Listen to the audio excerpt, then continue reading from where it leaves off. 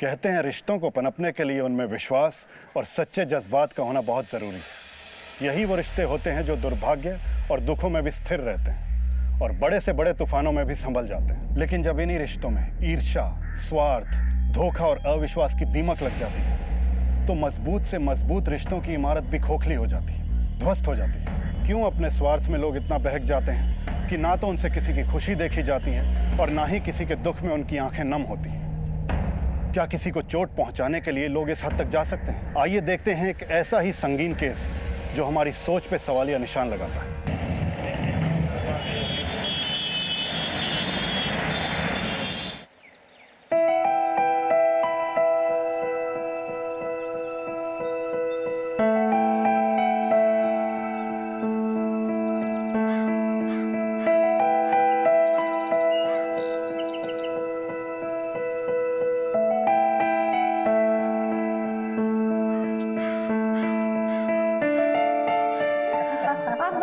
रिश्ता करा दिया, अब बाकी की बातें आप लोग कर लो। लो जी चाह लो। और लो जी शर्माने क्यों, तुसी तो परौने हो। लो जी। हमें तो कुड़ी पहले से ही पसंद है जी, और मुंडा भी कोई कम नहीं है। अपना क्या है, छोटी सी फैमिली है। अब जो भी है वो आपकी बेटी। ब्याह करा रही हैं तो कुछ सोच समझ के करा रही होंगी ना। मेरे पे भरोसा नहीं है तुम लोग को। सही। ठीक है, जो तुम लोग की मर्जी करो, मेरी सुनता कौन है। करो जो मर्जी। ठीक है, तो अपनी मर्जी से लस्सी भिजवा दे और उसके साथ लड्डू भी, भाई मुंह मीठा कर ले।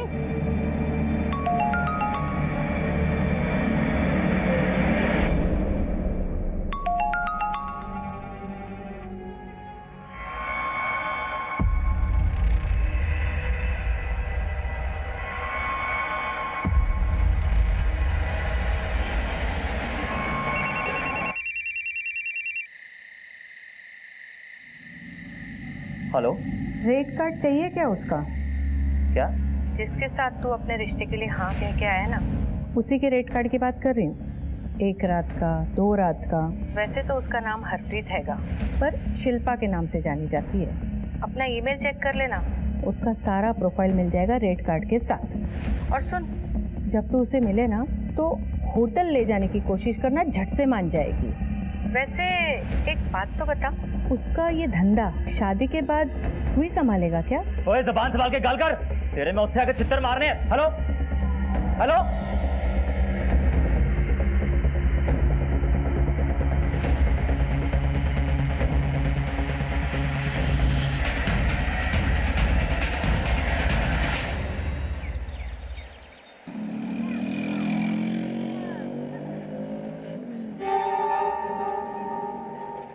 मुझे आपने गाड़ी क्यों रोक ली? आपसे ना एक बात पूछनी थी। जी? क्या है जी, इधर ही मेरे दोस्त का होटल है, तो आप चलोगी? क्या है ना, इसी बहाने जान पहचान भी बढ़ा लेंगे। मैं नहीं आ रही किसी होटल। ओहो, वो मेरे दोस्त है, वो किसी को पता भी नहीं चलेगा, और जान पहचान भी बढ़ानी जरूरी है ना जी। ये शादी के पहले ना ये सब गलत है। ओफो, वो किसी को पता नहीं चलेगा और एक बार में कोई फर्क भी नहीं पड़ना है। नहीं, आप ऐसे करेंगे ना तो मैं घर चली जाऊंगी। मैं क्या सोने हूँ, एक बार जाने में कोई फर्क नहीं पड़ना। चलो तो सही एक बार। मैं जा रही हूँ। अच्छा, सॉरी, रियली सॉरी। अच्छा, चाट समोसा तो खा सकते हैं ना? हाँ चलो, चाट समोसा खाते हैं। ऑरेंज रंग के सूट में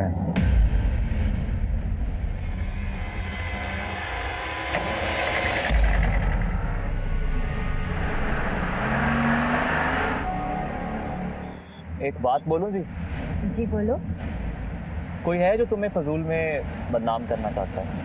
क्या मतलब? मतलब कल रात ही ना किसी का फोन आया था। जिसके साथ तू अपने रिश्ते के लिए हाँ कह के आया ना, उसी के रेट कार्ड की बात कर रही हूँ। वैसे तो उसका नाम हरप्रीत हैगा, पर शिल्पा के नाम से जानी जाती है। और आपके बारे गंदी गंदी बातें बोल रहा था। कौन था वो? ओ जी, होगा कोई दिल जला। वो आप क्यों टेंशन लेते हो? तुम सोने हो, हजारों दुश्मन होंगे। हाँ, वैसे तो किसी औरत की आवाज थी, पर टेंशन क्यों ले रहे हो? मैं हूं ना आपके साथ। फिर भी कौन हो सकती है वो औरत? ओहो जी, वो इन्ना ना सोचो। सोचना ही है ना, हमारे बारे सोचो। ये सोचो कि हनीमून पे कहाँ जाएंगे? आप भी ना। फिलहाल मुझे घर जाना।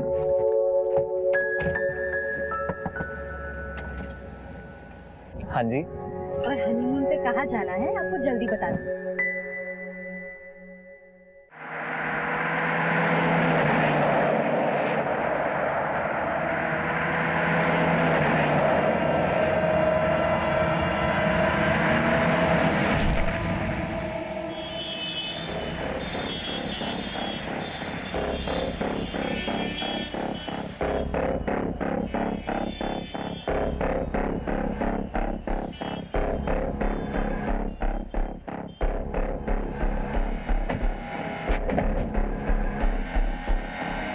चले चले पीछे।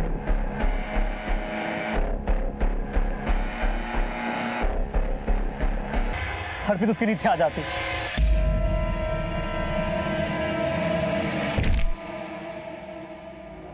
आप लोग इस लड़की को जानते हैं? नहीं सर, मैंने इसे कभी नहीं देखा है। ठीक है, पुलिस स्टेशन में आके अपना स्टेटमेंट रिकॉर्ड करवा दीजिएगा। सर हमारी कुछ ही दिनों में शादी है, प्लीज आप हमें इन सब चक्करों में ना डालें। तो देखिए, हमारा भी आपको डिस्टर्ब करने का कोई इरादा नहीं है, लेकिन आप भी बात को समझने की कोशिश कीजिए। किसी की जान गई है। एक बार पुलिस स्टेशन में आके अपनी स्टेटमेंट रिकॉर्ड करवा दीजिए। जब तक बहुत ज़रूरी नहीं होगा हम आपको नहीं बुलाएंगे। Singh, yes sir. बॉडी को पोस्टमार्टम के लिए भेजो और घर वालों को इन्फॉर्म करो।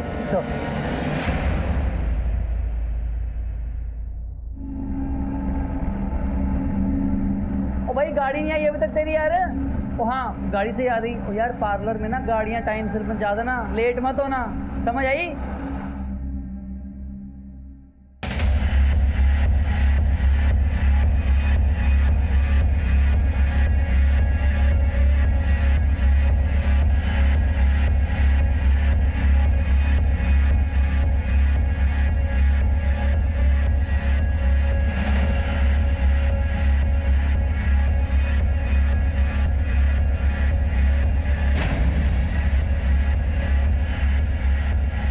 हाय रब्बा, देखो तो कितनी सोहनी लग रही है, किसी की नजर न लगे।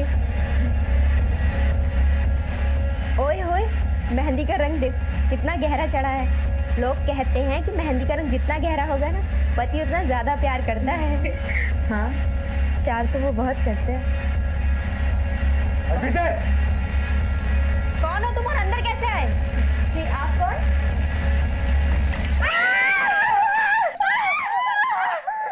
मैडम, आपका काम हो गया है। सारे पैसे।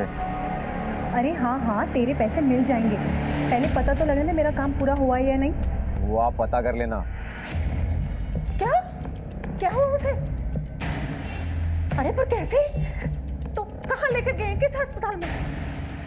अच्छा अच्छा, हम आते हैं।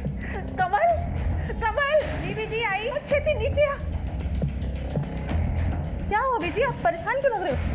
अरे फोन आया है पार्लर में, अपनी हरप्रीत को कुछ हो गया है, उसे अस्पताल लेकर गए। चल, तेरे हुआ क्या बीजी? अरे झाँक के देख।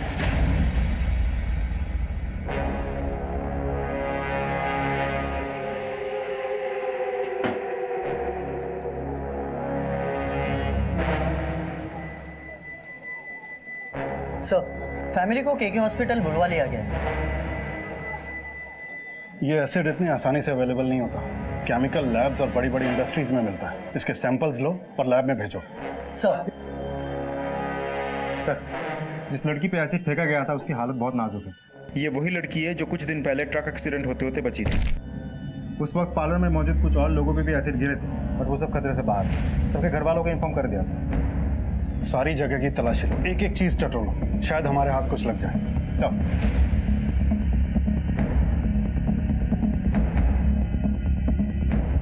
सर जी, मैं दुकान खोलने जा ही रहा था कि तभी मैंने अंदर से एक चीख सुनी। मैंने लगा कोई टोक वोक लगा होगा, तभी मैंने देखा एक लड़का भागता हुआ दिखाई दिया। जब तक मैं बाहर आया वो वैन में बैठ के भाग गए थे। आपने वैन का नंबर देखा? नहीं सर, वो मैं नंबर नहीं देख पाया। और किसी ने कुछ देखा? नहीं सर, सब कुछ इतना अचानक से हुआ, किसी ने ध्यान नहीं दिया। और इससे पहले कि आसपास के लोग देखते और रिएक्ट करते वो भाग चुका था। इस पार्लर में सीसीटीवी है? सर, इस पार्लर में तो सीसीटीवी कैमरा नहीं है, लेकिन आसपास की दुकान के फुटेजेस हम चेक कर रहे हैं, इन केस कुछ मिल जाए। सर, अंदर ये लेटर मिला है। जब हमारी शादी हो चुकी थी तो तू किसी और नाल शादी कैसे कर सकती है? जे तू मेरी नहीं हो सकती तो मैं तेनू किसी और की भी होने नहीं दूंगा। मैं तेनू मार के अपनी भी जान ले लूंगा। विशाल गर्ग।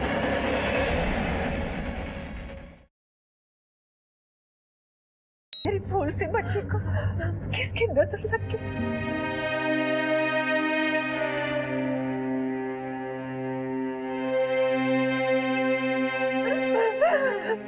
डॉक्टर साहब, डॉक्टर साहब, मेरे बच्चे को बचा लीजिए। उसे कितना दर्द हो रहा होगा। आज तो उसकी शादी है, वो बच्चा है कि ना डॉक्टर साहब? बहन जी, हम पूरी कोशिश कर रहे हैं, भगवान पर भरोसा रखें।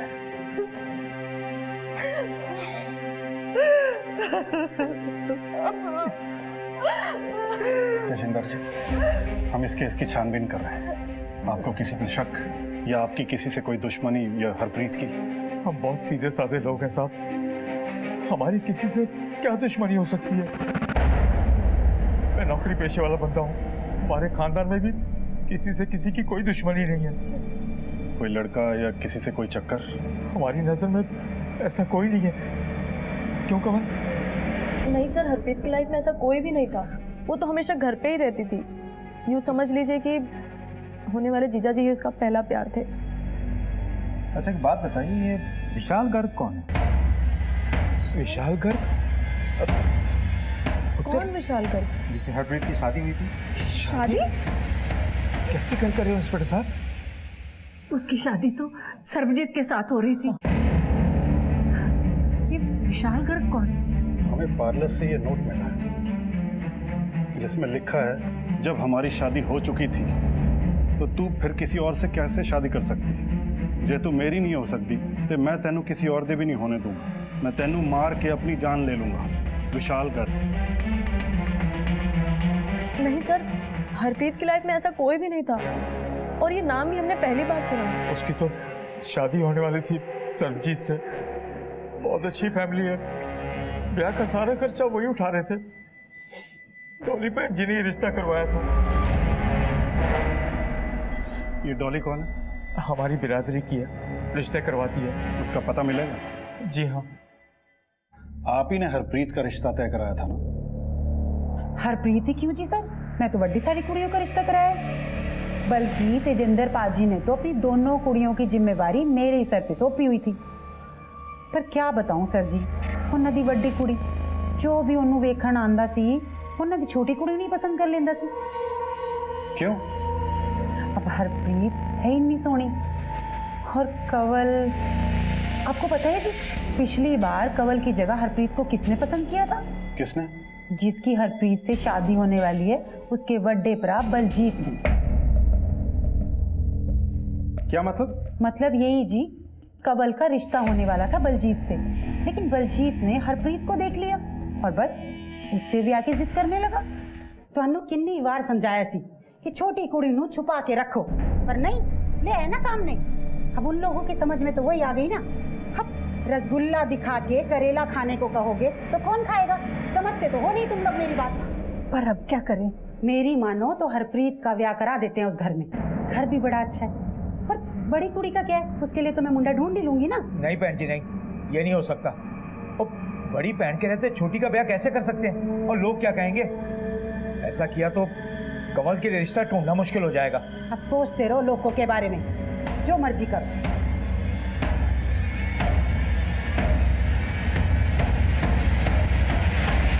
तो फिर सरबजीत की शादी का रिश्ता हरप्रीत के लिए कैसे आ गया? वो तो जी मेरे को उसके प्यो का फोन आया था, बोला कि मेरे मुंडे के लिए कोई कुड़ी ढूंढ लो, तो बस मुझे हरप्रीत की याद आ गई। तो बलजीत, सरबजीत का बड़ा भाई, उसको या उसके परिवार को कोई ऑब्जेक्शन नहीं था? ना जी ना, भला ऑब्जेक्शन क्यों होगा जी? अब कंवल की शादी हो चुकी थी कहीं और बलजीत का भी ब्याह हो गया था किधर और, तो क्यों ऑब्जेक्शन होता जी? सबकी रजामंदी से ही रिश्ता हुआ था, और बलजीत खुद शादी की तैयारियां कर रहा था। बलजीत अगर शादीशुदा है तो उसकी बीवी कहाँ है? अब क्या बताऊं जी, इतने सारे ब्याह कराए हैं मैंने, बस एक ये ब्याह नहीं टिक पाया। क्यों? कुड़ी थोड़ी नक चढ़ी थी जी, निभ नहीं पाई दोनों की। ठीक है, आप जा सकती हैं। अगर दोबारा पूछताछ करनी होगी तो आपको बुलाएंगे। आसपास के इलाके में पता करो कि विशाल गर्ग की सुसाइड की कोई खबर आई है। इनफैक्ट सारे सुसाइड डाटा इकट्ठे कर लो। नोट में लिखा है कि मैं अपनी जान दे दूंगा। अगर ये बात सच है तो कहीं तो मिसिंग पर्सन रिपोर्ट या सुसाइड की खबर आई होगी। सर अगर मान भी ले कि कोई दिलजला आशिक नहीं है या किसी के साथ इसकी कोई दुश्मनी भी नहीं है, सर ऐसा भी तो हो सकता है कि ये काम किसी नज़दीकी आदमी ने किया हो। I mean, ऐसा हो सकता है कि हरप्रीत की खुशी उसे देखी नहीं गई हो और उसने ये कांड कर दिया। ये भी हो सकता है कि हमें गुमराह करने के लिए लेटर पे फर्जी नाम डाला गया। आसपास के लोगों से फैमिली के बारे में पता है सब।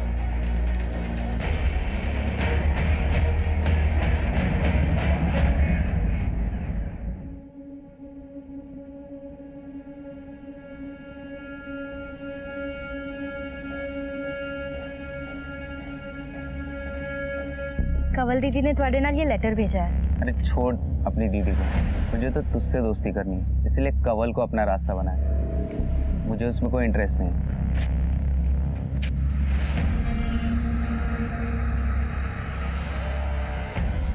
दीदी सुनो, छोड़ मुझे। दीदी मेरी गल तो सुन लो। दीदी दीदी दीदी मैं ऐसा आपके साथ क्यों करूंगी?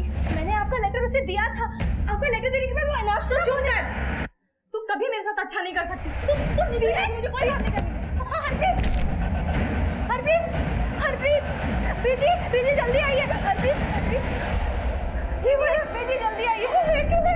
हरप्रीत सत श्री अकाल भाजी। सत श्री अकाल जी। बलजीत की माताजी ने पैसे दिए। बाकी घर वाले कहाँ हैं? सरजीत नहीं आया? जी वो बाहर गए हैं, आप रख लीजिए। यानी उनमें से कोई भी नहीं आया? किसी ने ये जानने की कोशिश नहीं की कि हरप्रीत जिंदा भी है या मर गई? ये मरने जवान भीख में ले जाओ। नहीं चाहिए उनकी भीख, दफा हो जाओ यहाँ से। इस केस में पारिस्थितिक प्रमाण यानी सर्कमस्टेंशियल एविडेंस की बुनियाद पर लग रहा था यह किसी दिल जले आशिक की बदले की कार्रवाई है। लेकिन मेरी गट फीलिंग यह कह रही थी कुछ दिखा के कुछ छिपाने की कोशिश की गई। हमें गुमराह करने का प्रयास किया गया था, इसलिए हमने तफ्तीश के दायरे को कभी सीमित नहीं किया, कोई भी पॉसिबिलिटी रूल आउट नहीं की। फिलहाल हरप्रीत से बयान मिलने की कोई उम्मीद नहीं। ऐसे में इस केस को समझने के लिए आउट ऑफ द बॉक्स वाली सोच की जरूरत थी। हमने हाथ में आई हर लीड को फॉलो किया। हरप्रीत का किसी के साथ कोई चक्कर नहीं साहब। हरप्रीत तो एक सीधी सादी और शरीफ कुड़ी है। क्या बताए सब? हरप्रीत सुंदर है और कंवल सावली है। इसी बात को लेकर दोनों में अक्सर झगड़ा होता रहे। ओके। Hello doctor. यस। क्या रिपोर्ट है हरप्रीत की? 70% बर्न्स हैं। फिलहाल कुछ नहीं बोल सकते। आपका मतलब है हम उससे बात करना? नहीं, बात नहीं कर सकते। एसिड ने उसके वोकल कॉर्ड्स को डैमेज कर दिया है। अगर वो बच भी जाती है तो मुमकिन है कि वो बात नहीं कर पाएगी या सुन नहीं पाएगी। Oh God, it's worse than murder sir. Excuse मी।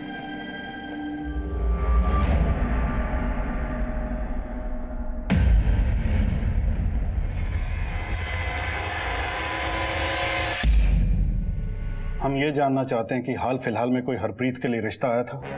किसी से कोई दुश्मनी या कोई अपना जो इस रिश्ते के खिलाफ था? कोई मिलने आया था या किसी ने कुछ कहा था? जी नहीं, कोई रिश्ता नहीं आया था और कोई मिलने भी नहीं आया था। पर हाँ, अब एक फोन आया था। हेलो। सुना है आपकी बेटी की शादी सरबजीत से होने वाली है? हाँ जी, कौन बोल रहे हैं? मैंने तो सिर्फ इतना बताने के लिए फोन किया था कि जिस लड़के के साथ आपकी बेटी की शादी तय हुई है उसके कैरेक्टर के बारे में आपको कुछ पता है भी या नहीं? अरे एक नंबर का लड़कीबाज है, गंदी गंदी गलियों में घूमता है रात भर। वैसे तो डॉली बहन जी ने जांच पड़ताल करके देख परख के ये रिश्ता किया था। हमने सोचा कोई मारे जलन के हमें भड़का रहा है तो हमने उस फोन की तरफ ध्यान नहीं दिया। कौन हो सकता है? हम क्या जाने साहब, पता नहीं किसकी नजर लग गई।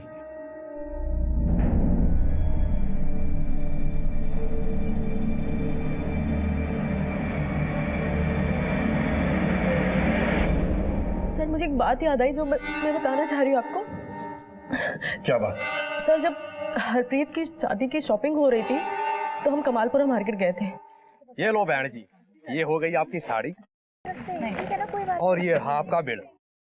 2100 भैया 2100 बहुत ज्यादा नहीं है, आपने कुछ डिस्काउंट भी नहीं दिया इस पे। डिस्काउंट कर दिया जी, इससे कम ना हो पाएगा। आपने फिक्स रेट लगाया है। इतने में ना हो पाएगा जी। अरे कैसे नहीं होगा डिस्काउंट, शादी वाली बात है, डिस्काउंट तो होना चाहिए। आप तो जानते हो जीएसटी बढ़ गया। अरे कर दीजिए, अगली बार हम यहीं आएंगे और आपका मुनाफा भी हो जाएगा। चलो कर दीजिए। ठीक है। चलो अब ये काम तो हो गया, अब एक काम करते हैं, यहाँ पे और भी अच्छी अच्छी दुकानें हैं, वहाँ चलते हैं और अच्छे अच्छे कपड़े मिलेंगे, वो भी डिस्काउंट के साथ। चले चलो। इसमें अजीब बात क्या है, कोई भी किसी की मदद कर सकता है। सर बात सिर्फ मदद की नहीं थी, वो हमारे पहचान की नहीं थी, और वो सब कुछ कुरेद कर पूछ रही थी कि शादी कहाँ है, कौन सा कैटरिंग किया है और किस पार्लर में दुल्हन सजने वाली है, सब कुछ। किसी भी अनजान इंसान को अपनी पर्सनल इंफॉर्मेशन दे दी, पर वो थी कौन? नहीं पता सर, उसको कभी देखा नहीं और बाद में भी कभी मुलाकात नहीं हुई। उसका नंबर लिया था? नहीं सर। उसका चेहरा याद है? बहुत अच्छे से सर। कुलदीप सर, अपने स्केच आर्टिस्ट को बुलवाओ और उस औरत का स्केच बनवाओ और सभी पुलिस स्टेशन में सर्कुलेट करवाओ। सर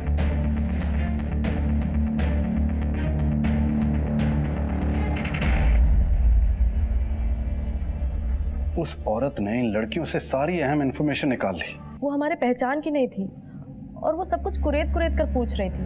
हमें किसी भी सिरे को नहीं छोड़ना है। देखो, अगर उस दुकानदार से कुछ पता चलता है तो एक लड़की को शादी के दिन टारगेट किया जाता है। अर्पिता जी, आप कौन? मतलब बिल्कुल साफ है कि कोई तो है जिसे ये रिश्ता कबूल नहीं है। लेकिन सर देखा जाए तो कोई आशिकी का एंगल भी तो सामने नहीं आया। हो सकता है किसी ने आशिकी के एंगल में अपने काम को अंजाम दिया। हमें हर इंसान को टटोलना होगा, हर पहलू को परखना होगा। हरप्रीत की शादी जिस घर में होने जा रही थी उन्हें भी टटोलना होगा। साहब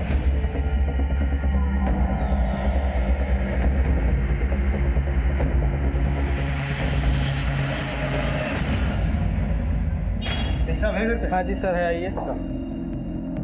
लो, जिसका डर था वही हो गया, दरवाजे पे पुलिस आ गई। मैंने पहले ही कहा था कि ये परिवार मनहूस होगा। अरे हमारे तो भाग फूट गए, नसीब ही फूट गए। बस कर, अब बस कर, मुझे अपना काम करने दे। चल जा अंदर जा, हमें आपसे बात करनी। अरे बात क्या करनी है, ले चलो थाने, लगा दो हथकड़ी, चलो। बस बस बस, आइए साहब, आइए। आप हरप्रीत को कितना जानते थे? सर शादी की सारी तैयारियां मैंने की थी तो अच्छे से जानता था, पर अब लगता है कि उसका वाकई किसी के साथ चक्कर था कोई।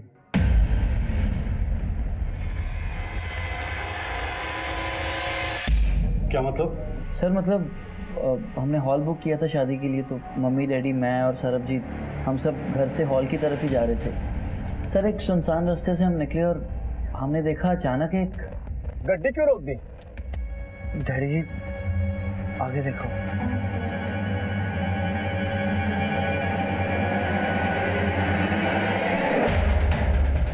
वो चल यार, जा यार गड्डी।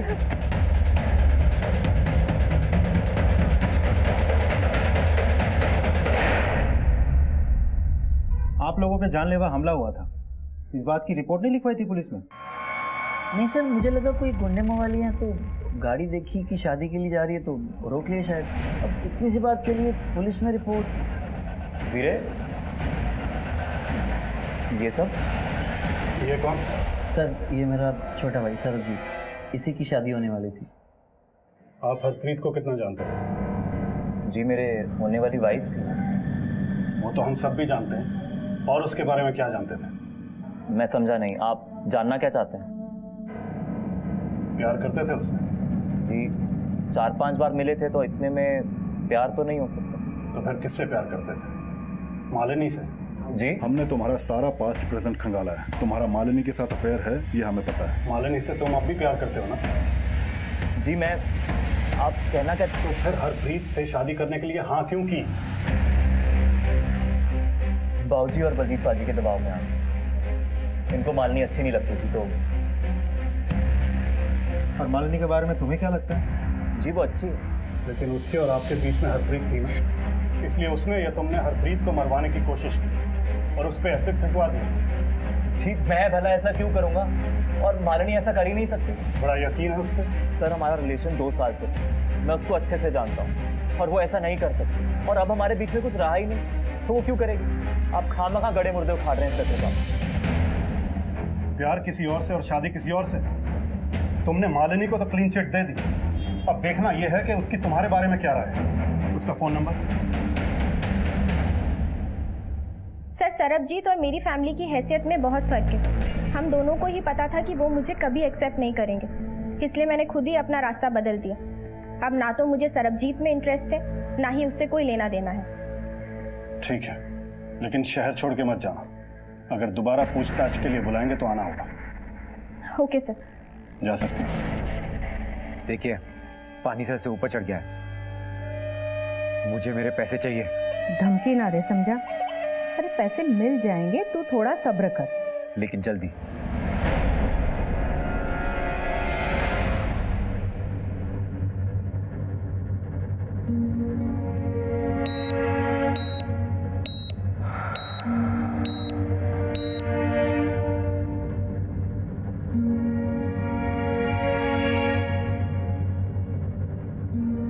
हरियर सब अरेंज कीजिए। डॉक्टर साहब प्लीज।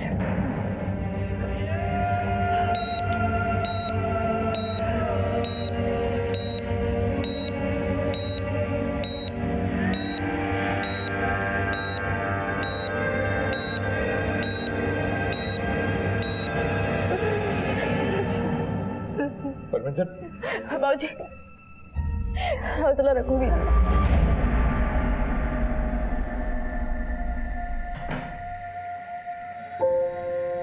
बीजी, बीजी, तू आ गई पुत्र? अब तो ऐसे सो गए। हाँ, वो तेरा इंतजार करते करते आंख लग गई। अब इकल्ले सोने की आदत डाल दो बीजी, जा रही है आपकी लाडली। ऐसे मत बोल, फिर मैं कैसे जीऊंगी तेरे बिना? हे वाहिगुरु, मेहर कर दे मेरी बच्ची ते, मेरे बच्चे नु ठीक कर दे, मेरे बच्चे नु ठीक कर दे वाहिगुरु। स्केच को मार्केट में दिखाया, स्केच को दिखा के कई दुकानदारों से पूछताछ की, लेकिन सबने मना कर दिया। सबका कहना है कि दिन भर में इतने ग्राहक आते हैं, चेहरा किसको याद रहे। वहाँ कोई सीसीटीवी फुटेज है? नहीं सर, कोई कैमरा नहीं, कोई फुटेज नहीं। ये केस बहुत उलझता जा रहा है कुलदीप। हमारे हाथ में अब तक एक भी सिरा नहीं लगा है। हरप्रीत के साथ होने वाला एक घिनौना वाकया उसके मायके से जुड़ा है या ससुराल से, कुछ समझ में नहीं आ रहा। सर, ये तो दोनों घरों को जोड़ने वाली डॉली बॉय बता सकती है। बुलाओ उसे थाने। साहब जी, तुसी मैंने बार-बार ਇੱਥੇ बुला लेंदे हो। मैं आज तक कोई भी रिश्ता गलत नहीं करवाया है। अब मैं तो पहले बलजीत और कवल का ही रिश्ता करा रही थी, पर मैं की कर दी, वो हरप्रीत पीछे आ गई और सारा काम गड़बड़ हो गया। इसके बीच मेरी की गलती है जी? मैं तो उनकी भलाई के वास्ते उनका रिश्ता जोड़ रही थी ना। अगर भलाई के लिए जोड़ा था तो ये तबाही कौन मचा गया? देखो, तुम्हारा बहुत लोगों से मिलना जुलना है, अगर कुछ भी पता हो तो बता दो। रब दी सौजी, मैनू कुछ भी नहीं पता। हाँ, ये सच है कि मैं जलती थी हरप्रीत से, और तो और मेरे माँ बाप भी मुझसे ज़्यादा प्यार हरप्रीत को करते थे, और जिस किसी लड़के को मैं पसंद करती थी वो हरप्रीत का दीवाना हो जाता था। हर बार हरप्रीत की खूबसूरती मेरे जख्मों में नमक मल देती थी। सरबजीत के भाई बलजीत से रिश्ते की क्या कहानी है? बलजीत और मेरे रिश्ते की बात चल रही थी, लेकिन बलजीत को भी हरप्रीत पसंद आई। बाबूजी ने इस रिश्ते के लिए मना कर दिया, फिर उसने कहीं और शादी कर ली और मेरी भी शादी हो गई। और जब सरबजीत के लिए हरप्रीत का रिश्ता दोबारा आया तो तुम सहन नहीं कर पाई और अपने अंदर पनप रही सारी नफरत को एक ही बार में उछाल दिया। क्यों? नहीं सर, मैंने ऐसा कुछ भी नहीं किया। मैं उस वक्त बहुत गुस्से में थी। बाद में मैंने हरप्रीत से माफ़ी भी मांगी और उसने मुझे माफ़ भी कर दिया था सर। और आप मुझ पर शक करें कि मैंने अपनी बहन के साथ ये सब किया। वैसे कुड़ी बुरी नहीं है जी, वो ठंडी कुड़ी है, पर क्या है ना कि उसकी शादी जरा गरीब घर में हुई थी, सुंदर भी नहीं थी देखने में, और हरप्रीत का ब्याह बड़े घर में होने वाला था। दिल ही दिल में कुड़ती थी अपनी बहन से। उसको लगता था कि उसकी सारी खुशियों के आड़े उसकी बहन आ रही है, लेकिन हो सकता है कि अब शायद मन बदल गया हो। हरप्रीत के साथ कितना बड़ा हादसा हुआ इसका अंदाजा है तुम्हें? जानती हो कितनी क्रिटिकल कंडीशन है उसकी। हम किसी भी कीमत पर उस वहशी को नहीं छोड़ेंगे जिसने एक हंसती खेलती जिंदगी को बर्बाद कर दिया। ठीक है, आप जा सकती हैं।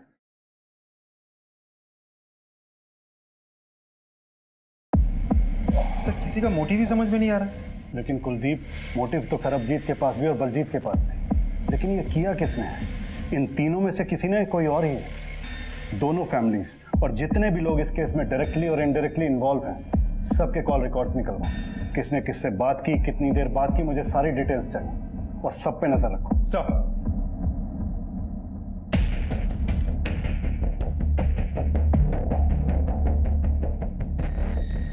दोनों ही परिवारों की तकरीबन पूरी जानकारी हमें मिल चुकी थी, ऐसा हमारा मानना था। दोनों ही परिवारों के कुछ लोगों पे हमें शक था, लेकिन अभी तक हम उस पोजीशन पे नहीं पहुंचे थे कि किसी एक पे हमारा ध्यान केंद्रित हो। हमारी दूसरी टीम दिन रात एक करके उस वैन और संदिग्ध लोगों को ढूंढ रही थी। हमने आसपास के जिलों की पुलिस से भी मदद मांगी। तुम्हारे पैसे अब तुम्हें मिल चुके हैं ना, तो यहाँ से इतनी दूर चले जाओ कि तुम्हारी परछाई पुलिस को भी ना दिखाई दे। ठीक है सर, अभी अभी बरनाला से एक सिल्वर वैन चोरी होने की खबर आई है। बरनाला से? सर ठीक है, वहां की पुलिस से कोऑर्डिनेट करो और देखो क्या इन्फॉर्मेशन मिलती है, और उन हिस्ट्री शीटर्स के बारे में भी पता करो। जी सर। सर, बलजीत और कंवल की कॉल रिकॉर्ड्स। अच्छा, तो आग पूरी तरह से बुझी नहीं है। मतलब ये कुलदीप, ये बलजीत और कमल अभी भी आपस में बात करते हैं। शादी वाले दिन 4 बार बात हुई है इनकी आपस में। ठीक हो जाएगा बेटी। कहते हैं कि मंदिर, मस्जिद, गिरजाघर, गुरुद्वारों में इतनी तड़प कर दुआएं नहीं मांगी जाती जितनी अस्पतालों में मांगी जाती है। फिर हमारी दुआएं रब क्यों नहीं सुन रहा? जान तो जाओ बेटी, वाहेगुरु हमारी जरूर सुनेंगे, हरप्रीत एकदम ठीक हो जाएगी। पीछे डॉक्टर साहब आ गए। डॉक्टर साहब, हरप्रीत कैसी है? I am extremely sorry.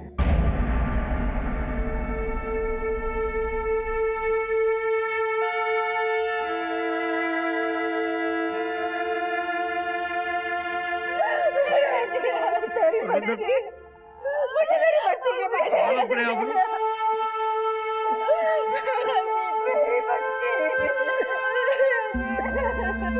अब कौन तुझे बनाएगा? किसके साथ रूठेगी?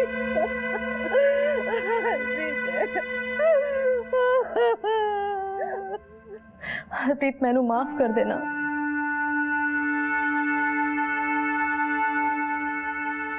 हरप्रीत की डेथ से हमारी इन्वेस्टिगेशन को बहुत बड़ा झटका लगा। हमें उम्मीद थी कि उसे होश आ जाएगा और वो हमें बता पाएगी कि उस पर अटैक किसने करवाया और क्यों।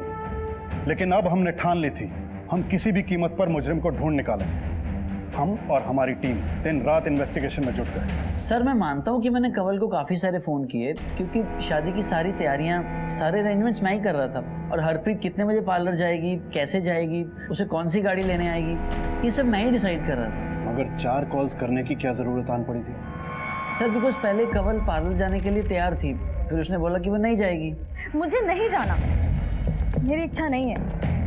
ये सारी तैयारियां, रस्में, कपड़े, पार्लर, ये सब चीज़ मेरे लिए भी तो हो सकता था ना, लेकिन तुमने शादी से मना कर दिया। कहाँ वो सब पुरानी बातें हैं, उन सबको क्यों दोहरा रहे हैं? अभी मेरे भाई और तुम्हारी बहन की शादी हो रही है, और वो हमेशा खुशी खुशी ज़िंदगी गुजारेंगे, और मैं लोअर मिडिल क्लास। मैंने कह दिया मुझे नहीं जाना है। सर, मैंने उसको समझाने की बहुत कोशिश की, पर वो मानी ही नहीं। आप ही ने हरप्रीत के लिए गाड़ी भेजी थी ना? जी सर। कौन सी गाड़ी? Silver van? जी नहीं, वो सर, आप मुझसे क्रिमिनल्स की तरह क्यों पूछताछ कर रहे हैं? क्रिमिनल शब्द का इस्तेमाल ना करें, कहीं आपके लिए इस शब्द का इस्तेमाल हमें ना करना पड़े। सर, जिन हिस्ट्री शीटर्स की हमें तलाश थी उनमें से एक सुरजीत है। सुरजीत ने बरनाला से गाड़ी चुराई थी और कल उसे के हॉस्पिटल के पास देखा गया था। Good job Pratap. कहाँ है वो अब? सर, करतारपुर के कच्ची बस्ती में। कुलदीप, दोनों को उठाओ। सर,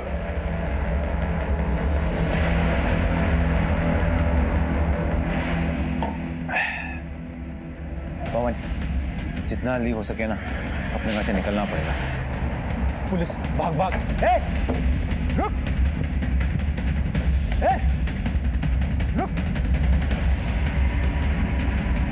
ए, रुक। भाग रहा। मैंने कुछ नहीं कहा, मत मारो सब। चल।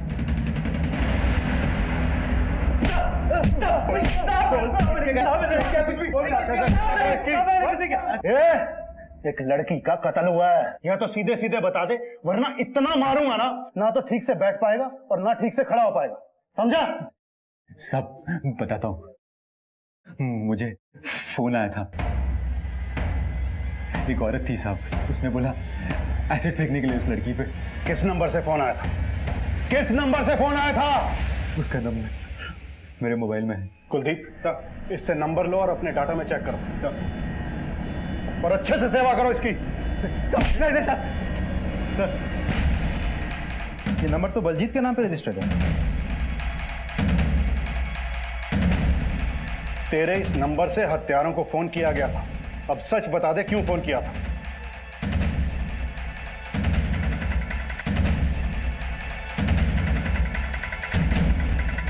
सर नंबर तो मेरे नाम पे रजिस्टर्ड है, पर यूज किसी और ने किया। किसने?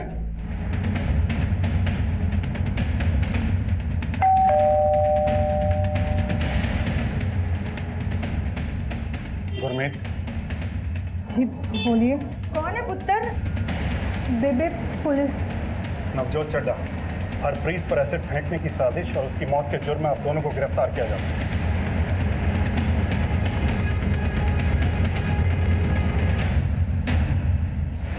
आप लोग सब कुछ बताना चाहते हो या हमें सच उगलवाना होगा? क्या जानना चाहते हैं आप कि हमने हरप्रीत के ऊपर एसिड क्यों फेंकवाया? आप ये नहीं जानना चाहते कि हमारे साथ क्या क्या अन्याय हुआ?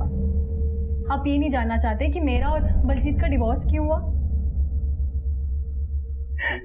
ये रोने धोने का नाटक छोड़ो और सब सच बताओ। बलजीत ने आपको सब कुछ सच बताया होगा ना, और सरबजीत ने भी आपको सब कुछ सच बताया होगा। क्या आपको किसी ने ये बताया कि मेरी शादी सरबजीत से तय हो गई थी, लेकिन उसने मना कर दिया और फिर मेरी शादी हो गई बलजीत से? मैंने कोई एतराज नहीं किया क्योंकि वो दिखने में अच्छा था, अमीर फैमिली थी, लेकिन मुझे ये नहीं पता था कि वो बीमार है, नपुंसक है, और इसी वजह से मेरा अफेयर हो गया लक्की नाम के लड़के से, और मैं उसके बच्चे की माँ बन गई। और अपना ये पाप छुपाने के लिए मैं IVF के लिए गई और मैंने बलजीत को झूठ बोला कि ये उसका बच्चा है, और उसने सच भी मान लिया इस बात को। फिर पता नहीं वो मेरे घर कैसे आ धमका। तुम्हें डिवोर्स चाहिए ना, भाड़ में जा, बच्चे को तो मैं लेके ही जाऊंगा। ये तुम्हारा बच्चा नहीं है। वो सब झूठ था। जब हम IVF के लिए गए थे तब मैं ऑलरेडी प्रेग्नेंट थी और वो बच्चा लक्की का था, तुम्हारा नहीं, समझे? पर तब मैं श्योर नहीं थी कि लक्की उसे एक्सेप्ट करेगा या नहीं, पर अब लक्की तैयार हो गई तो मुझे तुम्हारी कोई जरूरत नहीं। निकल जाओ यहाँ से।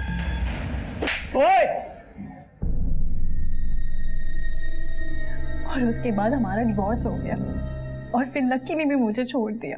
वो अपनी बीवी के पास चला गया लंदन, लेकिन वहाँ से मुझे खर्चा भेजता रहा। फिर एक दिन मैंने बलजीत की आईडी चेक की और जो मैंने ही बनाई थी, उसका पासवर्ड मैंने बनाया था। मैंने चेक किया कि सरबजीत की शादी होने जा रही है। मैंने रेगुलरली ईमेल चेक करना शुरू किया।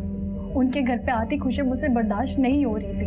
पहले ऐसे इंसान से शादी करती जो नपुंसक था, और फिर मैं ऐसे इंसान के बच्चे की माँ बन गई जिसने मुझे रखेल बना के रख दिया था। और इस सब में वो भी इंसान था जिससे मैं शादी करना चाहती थी, उसकी शादी हो रही थी और मुझसे ये सब बर्दाश्त नहीं हो रहा था। और फिर मैंने ये बात अपनी माँ को बताया, उनसे मेरा ये दर्द बर्दाश्त नहीं हुआ और फिर मैंने और मेरी माँ ने एक खेल रचा। हेलो, रेट कार्ड चाहिए क्या उसका? क्या? जिसके साथ तूने अपने रिश्ते के लिए हाँ कहा है ना, उसी के रेट कार्ड की बात कर रही हूँ। 1 रात का, 2 रात का। तुम्हारा ईमेल चेक कर लो, सब पता चल जाएगा। सरबजीत जब शादी से पीछे नहीं हटा तो हरप्रीत के घर पे मैंने फोन किया। हेलो, सुना है आपकी बेटी की शादी सरबजीत से होने वाली है। हाँ जी, कौन बोल रहे हैं? वेल विशरी समझे। मैंने तो सिर्फ इतना बताने के लिए फोन किया था कि जिस लड़के के साथ आपकी बेटी की शादी तय हुई है उसके कैरेक्टर के बारे में आपको कुछ पता है भी या नहीं? अरे 1 नंबर का लड़कीबाज है, गंदी गंदी गलियों में घूमता है रात भर। उन्होंने सब नजरअंदाज किया, ट्रक से कुचलवाने की कोशिश की तो दूसरी उड़ गई और ये बच गई।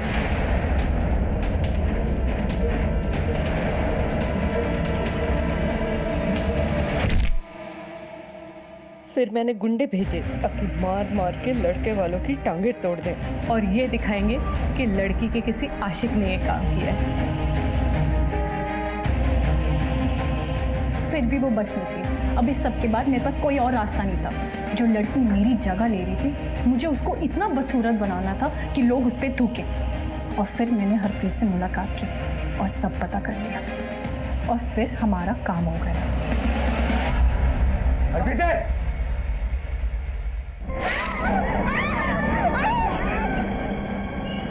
हेलो मैडम, आपका काम हो गया है, सारे पैसे। अरे हाँ हाँ, तेरे पैसे मिल जाएंगे। पहले पता तो लगने दे मेरा काम पूरा हुआ या नहीं। मेरे साथ जो नाइंसाफी हुई थी, मुझे उसका बदला लेना था, सो मैंने ले लिया। एक घटिया सोच के चक्रव्यूह में तुम लोग इतने स्वार्थी हो गए थे कि एक निर्दोष लड़की की हत्या कर दी। तुम्हारे इस जुर्म के लिए तो फांसी की सजा भी छोटी है।